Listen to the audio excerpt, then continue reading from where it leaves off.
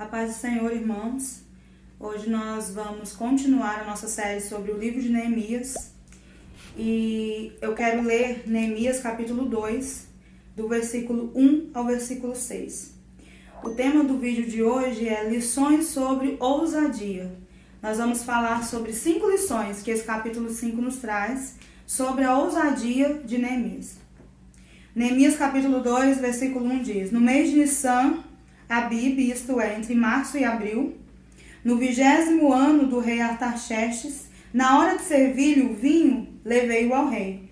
Nunca antes eu havia me apresentado com um semblante triste na presença dele. Por esse motivo me indagou: por que o teu rosto está entristecido, se não estás enfermo? Isso só pode ser tristeza da alma. Então, neste momento, tive muito medo. E justifiquei ao rei, que o rei viva para sempre. Como meu rosto não estaria triste, se a cidade em que está o sepulcro dos meus pais está completamente destruída e suas portas consumidas pelo fogo. Então o rei me perguntou: o que estás desejando me pedir? E neste instante fiz uma rápida oração ao Deus dos céus e respondi: se for do teu agrado e se o teu servo puder contar com a tua bondade, rogo-te que me permitas ir ajudar a cidade do sepulcro dos meus pais, para que eu a reconstrua. Então o rei, tendo a rainha sentada ao seu lado, me perguntou: quanto tempo levará essa tua viagem? E quanto regressarás? Depois de informá-lo sobre a duração da missão, ele concordou em liberar-me. Então nós vemos aqui do versículo 1 ao versículo 6 do capítulo 2 de Neemias, que ele estava com seu semblante abatido. Já tinha alguns meses que ele tinha recebido a notícia de que Jerusalém ainda estava com os muros destruídos e as portas queimadas. E aqui no mês de março e abril, ele recebeu a notícia entre novembro e dezembro. E aqui já é março e abril e ele ainda está triste. Quando ele, como copeiro do rei, ele foi servir vinho ao rei e o rei notou seu semblante triste. E perguntou para ele: o que está acontecendo? Porque você não está doente? Por que seu semblante está triste? E Neemias falou com o rei sobre porque ele estava triste. A cidade tinha sido destruída, a cidade onde seus pais estavam enterrados tinha sido destruída, e por esse motivo ele estava triste. Como meu rosto não estaria triste se a cidade em que está o sepulcro dos meus pais está completamente destruída? Aqui Neemias estava amargurado. E aí o rei perguntou para ele: o que você está desejando me pedir? Nessa pergunta, quando o rei ele se vira para Neemias e diz: o que você está desejando me pedir? Neemias, o que ele faz? Fiz uma rápida oração ao Deus dos céus. Eu creio que ele já sabia que esse momento ia chegar. O momento de ele expor ao rei o motivo da sua tristeza, expor ao rei o que ele queria fazer, o que ele tinha em mente. Ele já tinha um plano traçado. E mesmo com o seu coração, com a sua visão já traçada, com a sua meta já traçada, ele fez uma rápida oração ao Deus dos céus. Isso nos mostra dependência. E dentro desse capítulo 2, que é o que nós vamos estudar hoje, a primeira lição que nós temos de Neemias, que nós aprendemos com ele, é a ousadia. O rei percebeu que ele estava triste, fica intrigado e pergunta o motivo. Neemias não estava doente, então por que o seu semblante estava daquela forma? O rei pergunta o que Neemias precisava. E nesse versículo, Neemias ora mais uma vez. Já tinha passado alguns meses, com certeza ele estava em oração, com certeza ele estava querendo que Deus criasse uma situação para que ele fosse liberado para ir até Jerusalém e reconstruir os muros. E aqui, quando ele ora em espírito e depois de orar, ele se veste de ousadia. Primeira lição que nós aprendemos com Neemias: ele era ousado. O líder, o obreiro na casa do Senhor, ele precisa ser ousado.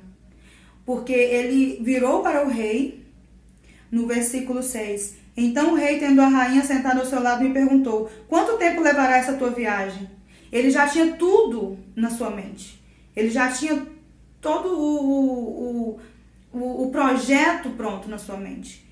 E ali, quando o rei pergunta para ele: o que você quer que eu te faça? Ele já pede, me libera, porque eu preciso ir a Jerusalém, reconstruir os muros da cidade, reconstruir as portas que estão queimadas, porque o coração dele doía de ver Jerusalém daquela forma. Ousadia, primeira lição que nós aprendemos com Neemias. Precisamos ser ousados. Ele pede que o rei o libere para ir a Jerusalém a fim de restaurá-la.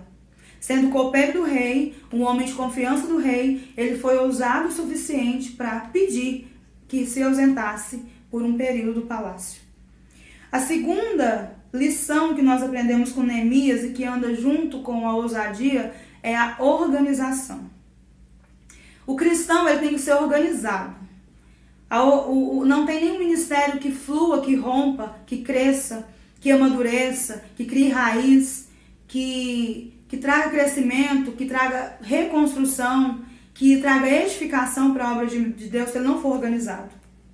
A organização anda junto com a ousadia. Quando o rei pergunta quanto tempo levará a viagem, Neemias ele já tinha a resposta na ponta da língua. Quando ele pergunta no versículo 6, quanto tempo levará a viagem? E quando regressarás? Ele já tinha arquitetado, Neemias já tinha arquitetado o que ele responderia. Depois de informá-lo sobre a duração da missão, ele concordou em liberar-me. Então ele é exato. Nós vemos uma exatidão em Neemias. O obreiro na casa do Senhor, o líder na casa do Senhor, ele tem que ser organizado. Ousadia vem quando Deus nos dá uma visão e nos ensina a organizar. Ousadia e organização, ela tem que andar junto. Porque não adianta eu ser ousado demais e não ser organizado, ser desorganizado. E não adianta eu ser organizadíssimo e não ser ousado. Ousar em fazer, ousar em me levantar, ousar em ir, ousar em colocar a mão no arado. Pensando passo a passo em como cumprir o propósito que Deus mesmo coloca no nosso coração. Se Deus colocou um propósito no seu coração, você tem que pensar no passo a passo para concluir, para cumprir, para fazer, para terminar, para começar e terminar aquele propósito a qual Deus te mandou, te enviou. Nos versículos 7 e 8, continuando, diante da anuência do rei, ou da autorização do rei, ou da liberação do rei, diante da anuência do rei, eu lhe solicitei. Se for do teu agrado, eu poderia levar cartas do rei aos governadores da Transeufratênia, a província do Eufrates Oeste, a fim de que me deixem passar até chegar a Judá. E Neemias aproveitou que a boa vontade do rei, aproveitou que o rei o liberou e que estava disposto a aguardar ele concluir a sua missão e foi além. Ele pediu cartas para que ele passasse pela província Eufrates Oeste, a fim de que me deixem chegar até Judá. E ele também pediu uma carta, ele ainda continuou no versículo 8, e também uma carta para Asaf, guarda da floresta do rei, para que ele me forneça madeira para construir as vigas das portas da floresta que fica junto à casa, e para os muros da cidade, assim como para levantar a residência que irei ocupar. Visto que a generosa mão de Deus estava me abençoando nesse sentido, o rei atendeu todos os meus pedidos. Ele foi ousado e organizado. Ele pediu cartas para atravessar, para chegar até Judá, sem ter problemas, sendo guardado. E ele pediu madeira, ele pediu que o rei desse uma carta para Asaf, que guardava a floresta do rei, liberasse madeira para ele construir a casa que ele ia ficar em Jerusalém, para ele reconstruir as portas, para ele continuar com a reconstrução do muro. Então, ousadia é a primeira lição que Neemias nos ensina, e organização é a segunda lição. Quando nós vamos lá para Lucas, para complementar o assunto organização, quando nós vamos para Lucas, capítulo 14, versículo 28 ao 30, diz assim: porquanto, qual de vós, desejando construir uma torre, primeiro não se assenta e calcula o custo do empreendimento, e avalia se tem os recursos necessários para edificá-la? Se Deus te deu uma visão sobre algo, se Deus te deu uma direção para fazer algo, a primeira coisa a se fazer é sentar e analisar o que irá custar, quais os custos que esse projeto vai ter. Para não acontecer, por que nós precisamos fazer isso? Para não acontecer que, havendo providenciado os alicerces, você começar uma obra, não podendo concluir a obra, todas as pessoas que a contemplarem inacabadas zombem dele, proclamando: este homem começou grande construção, mas não foi capaz de terminá-la. Então o Senhor nos adverte. Sempre que você entrar em algo para fazer, precisa analisar se tem disposição, material necessário e convicção, organização, ousadia, que é o que nós lemos até agora, para ir até o final. Porque senão será motivo de zombaria. Todos aqueles que começam algo no reino, na casa de Deus, e não terminam, viram motivo de zombaria. Porque sempre estão com algo inacabado nos seus ministérios. Nunca concluem. Os custos da obra ficam muito caros para poder chegar até o final. A terceira lição que nós aprendemos com Neemias é que ele tinha uma visão clara. Aqui, ainda continuando em organização, Neemias ele tinha uma visão clara do que iria fazer. Ele tinha uma visão clara do que Deus o tinha ordenado a fazer. Versículos 9 e 10. Sendo assim, parti em direção aos governadores do Eufrates Oeste e lhes entreguei as cartas do rei. E ele foi cumprir a sua missão. Acompanhou-me uma escolta de oficiais do exército e de cavaleiros que o rei enviou comigo. Sambalate, o Horonita, e Tobias, o oficial amonita, não esconderam seu profundo desagrado, assim que notaram que havia alguém interessado no bem dos israelitas.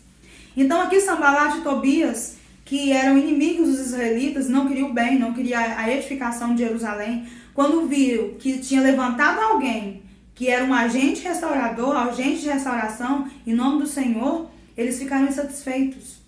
Eles não queriam a edificação de Jerusalém. Por isso que o Senhor nos adverte, se nós formos colocarmos a mão em algo para fazer, nos levantarmos para fazer algo, nós precisamos ter disposição, porque os inimigos levantarão. Versículo 11 ao 16. Cheguei a Jerusalém e depois de 3 dias de permanência na cidade, levantei-me durante a noite e saí com alguns dos meus amigos. Todavia não compartilhei com ninguém o que o meu Deus havia entusiasmado em meu coração para que eu fizesse por Jerusalém. Não levei animal algum, a não ser aquele em que eu montava. Desta maneira saí de noite pela porta do vale e fui até Atalim, fonte do crocodilo, e até Shar-Haspote, portão do lixo, e examinei as muralhas de Israel que haviam sido derrubadas, e os seus portais que haviam sido destruídos pelo fogo. Fui ainda mais adiante, até o portão da fonte e até o tanque do rei. Contudo, ali não havia sequer espaço para o animal que eu montava pudesse passar. Então, Neemias ele fez uma verificação do local. Ele sondou o local. E onde ele passou, teve um lugar que ele passou que tinha tanto entulho que o animal que ele estava montado não podia passar. Por isso decidi subir o vale.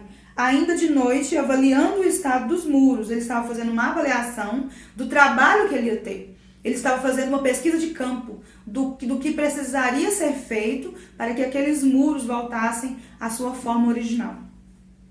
Finalmente retornei e tornei a entrar pela porta do vale. Os oficiais não ficaram sabendo aonde eu tinha ido, pois até então eu nada havia revelado aos judeus, aos sacerdotes, aos nobres, aos oficiais e aos demais sobre a obra que iria realizar. Então aqui ele chegou em Jerusalém, ficou 3 dias, depois de 3 dias que ele já estava em Jerusalém, ele pegou um animal, montou nesse animal com alguns amigos e foi fazer a verificação da cidade. Ele foi pesquisar, ele foi analisar a obra que tinha que ser feita. E isso ele não falou para ninguém. Ele só contou com alguns amigos. Neemias ficou 3 dias em Jerusalém, se levantou à noite e foi sondar o quadro geral. Foi analisar a situação para ter uma visão clara. Nós temos que ter visão clara daquilo que fazemos no reino de Deus. Nós temos que ter uma visão clara, nós como ministros, falando para o ministério de louvor, nós que estamos ali no altar ministrando, nós temos que ter uma visão clara do que nós estamos fazendo ali em cima do altar. O porquê eu canto, o porquê eu toco. Uma visão clara.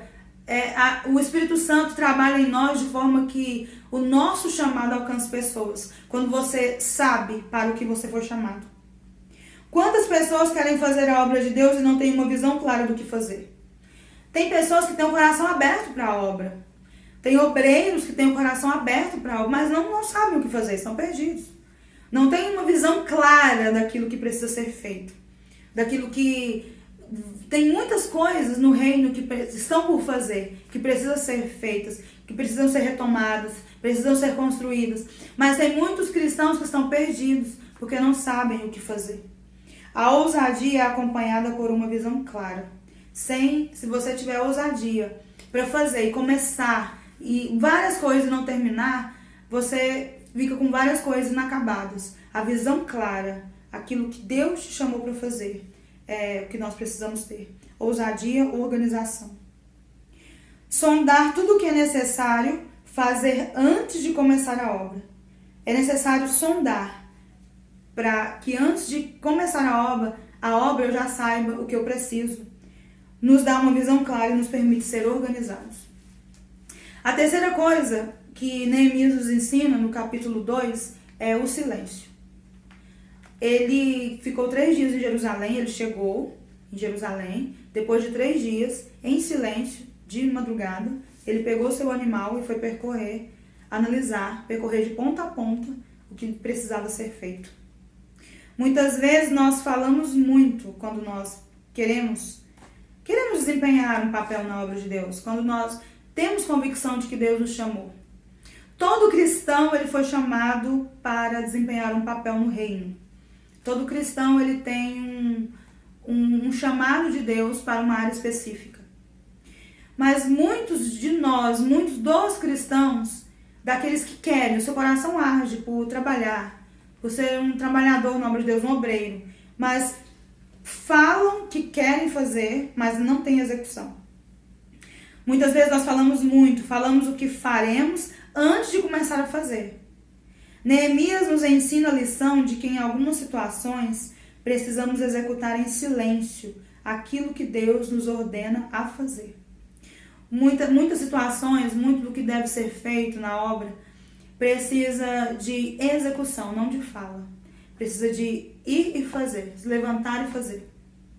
No versículo 16, a Bíblia diz que Neemias não falou com os judeus, ele não falou com os sacerdotes, não falou com os nobres, não falou nem com quem ia trabalhar com ele na obra. No finalzinho do versículo 16 nós lemos: aos nobres, aos oficiais e aos demais sobre a obra que iriam realizar. Seriam os trabalhadores que estariam ali com ele, mas ele achou melhor, ele teve a direção de Deus naquele momento, de a verificação do que deveria ser feito, ele deveria fazer sozinho, ele deveria fazer em silêncio. O fim do versículo 16 diz que ele não declarou coisa nenhuma a ninguém. Ele percorreu toda a cidade à noite em silêncio. Neemias, ele nos ensina a verdadeira liderança. Liderar hoje, você encontra vários líderes. Liderança é algo que está muito acessível. Ser líder hoje, você se tornar um cristão e ser um líder de célula, líder de louvor, líder de um departamento, tem vários tipos de líder hoje na igreja, né, de uma forma geral. Mas o Neemias, ele nos ensina a verdadeira liderança. O que é uma liderança? Ser ousado, não ter medo de pedir recursos, não ter medo de ser sincero com Deus, pedir recursos para a obra que Ele te mandou fazer. Percorrer o território do que Deus quer fazer, tendo uma visão clara e profética da obra de Deus. Liderar não é apenas um nome, né? Ter um nome de líder e que aquilo traga um status para você. Liderar é árduo, liderar é ter uma visão profética, é ter uma visão clara daquilo que tem que ser feito.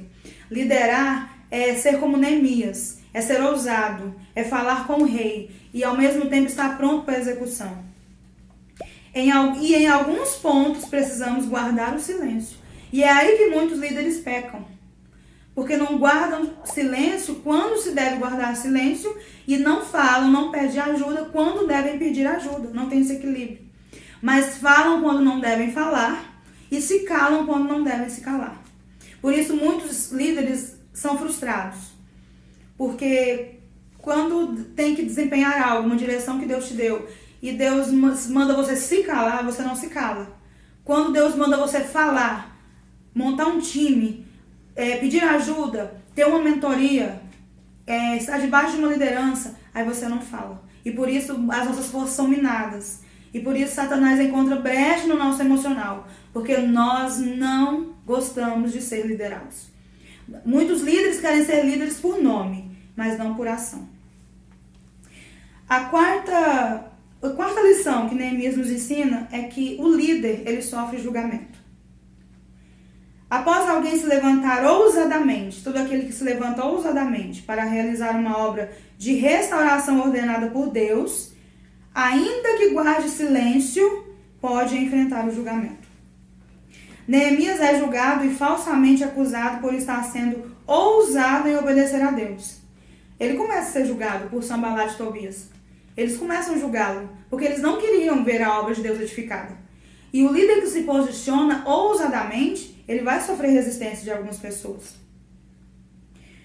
O verso 10 nos diz que Sanbalat e Tobias descobriram que Neemias queria restaurar a nação de Israel. Nós lemos lá no verso 10 o quê? Sanbalat, o horonita, e Tobias, o oficial amonita, não esconderam seu profundo desagrado assim que notaram que havia alguém interessado no bem dos israelitas. Se alguém que não torce pela obra notar que um outro alguém se levantou, mesmo sem nome nenhum, mesmo sem placa nenhuma, mesmo sem levantar bandeira nenhuma de liderança, se levantou para edificar, para reconstruir, ele vai sofrer o julgamento. E no verso 10 nós vimos o descontentamento de Sanbalat e Tobias a respeito de Neemias. Eles não ficaram felizes com isso e começaram a se levantar contra a obra de Deus, contra a obra que Deus inspirou Neemias a fazer. Versículos 19 e 20.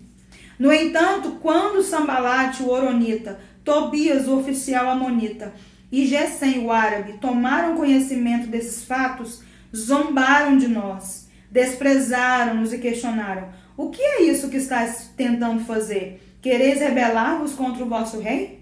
Afirmei-lhes então: o Deus dos céus é quem fará com que sejamos bem-aventurados e nos dará sucesso nessa obra. E nós, seus servos, apenas nos levantaremos e trabalharemos.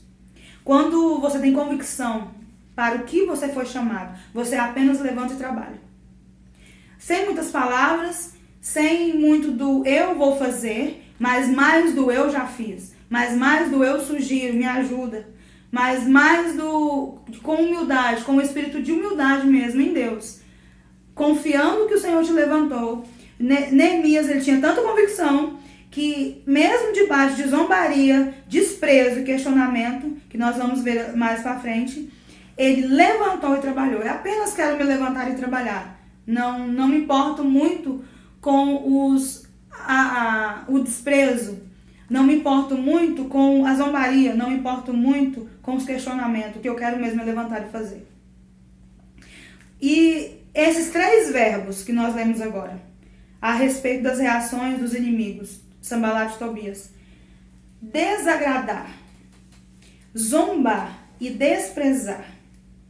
Então, aqui são 3 atitudes de pessoas que o líder pode enfrentar, de que a pessoa que se levanta na obra de Deus pode enfrentar, de que o obreiro, o pastor pode enfrentar.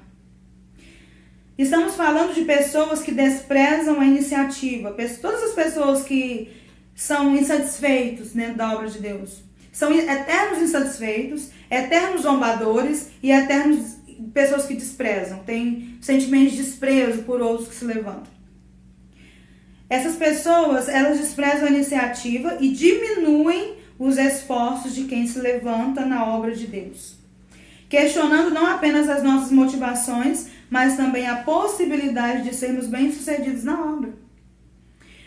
Tem pessoas que questionam a possibilidade de você ser bem-sucedido na obra de Deus. Estamos falando de desprezo, estamos falando de zombaria. E os que verdadeiramente se levantam como agentes de restauração em nome do Senhor, tem que estar preparado para o campo de batalha. Toda pessoa que se levanta para restaurar, para ser um edificador do reino de Deus, vai trazer edificação para a obra de Deus, ele está entrando num campo de batalha, ele tem que ter essa consciência. Eu estou entrando num campo de batalha e assim como Neemias disse, eu apenas me levantarei e trabalharei. É o que nós devemos falar todos os dias. Dar ordem a nós mesmos. Eu não me importo com os meus inimigos, eu apenas me levantarei e trabalharei. Falaremos da ira dos inimigos ainda durante essa série. Eu quero trazer mais sobre a ira dos nossos inimigos. Mas hoje, a quinta lição que Neemias nos ensina é que ele faz um convite.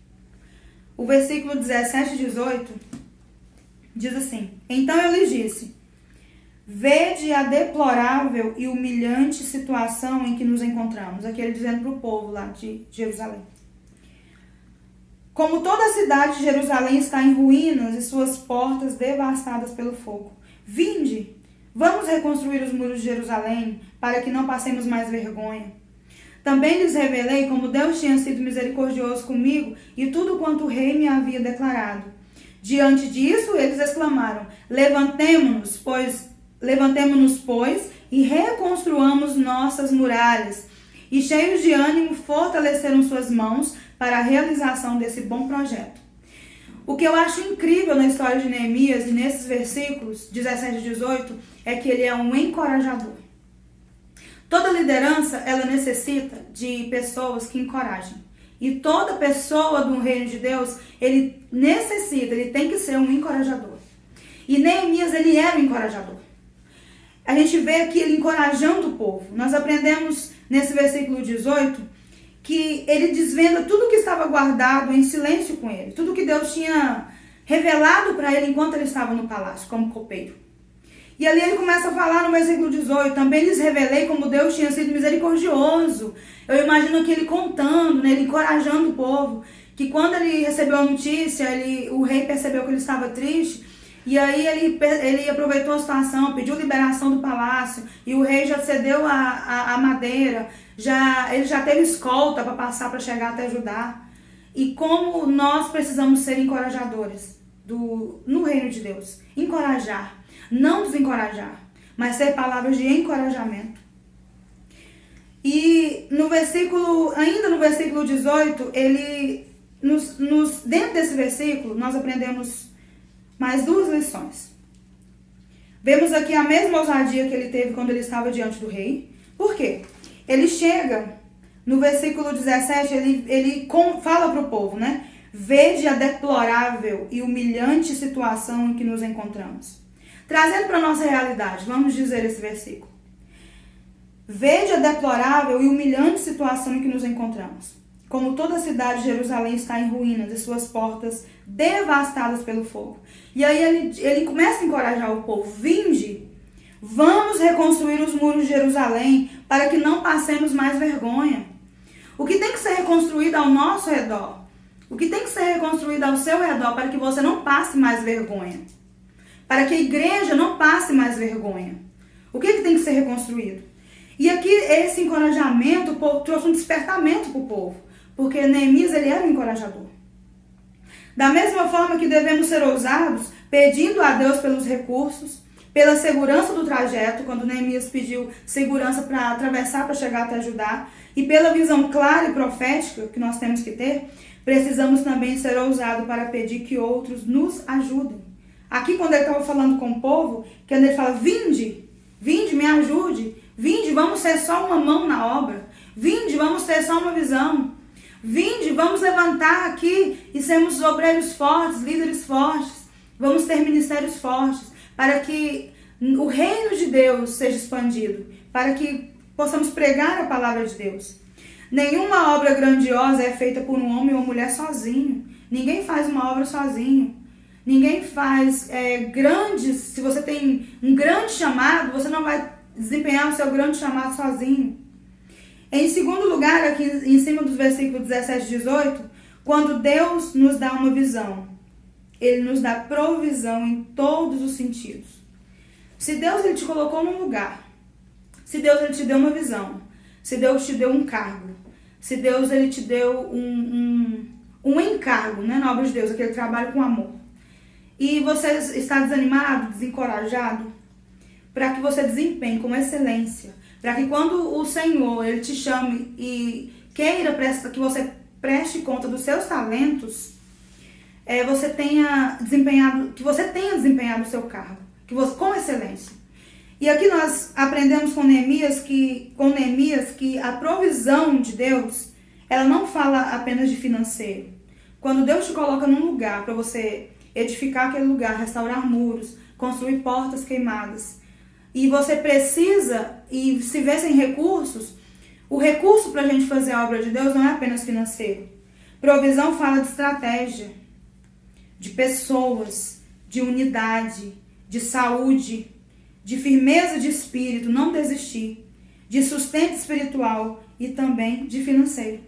O financeiro conta, mas a sua saúde emocional, mas a sua saúde física, as pessoas que te rodeiam, o você pedir ajuda, a unidade, a firmeza do seu espírito, elas contam mais. A provisão, ela vem de Deus. Para sermos bem-sucedidos naquilo que fazemos no reino de Deus, precisamos ter sensibilidade à voz de Deus. A gente tem que levantar e ir, mas sensíveis. Sensíveis à voz de Deus, sensíveis ao que Ele quer fazer através de nós. Porque uma obra que inicia com uma visão vinda de Deus não pode acabar na carne. Precisamos da visão espiritual e também precisamos de sensibilidade espiritual à voz de Deus para continuar o caminho e não começar bem e terminar mal. Nós não podemos começar várias coisas no reino e ou não terminar ou terminar mal. Isso tem que acabar no meio do povo de Deus. Nós temos que, assim como Neemias, contar com recursos, ousadia, liderança,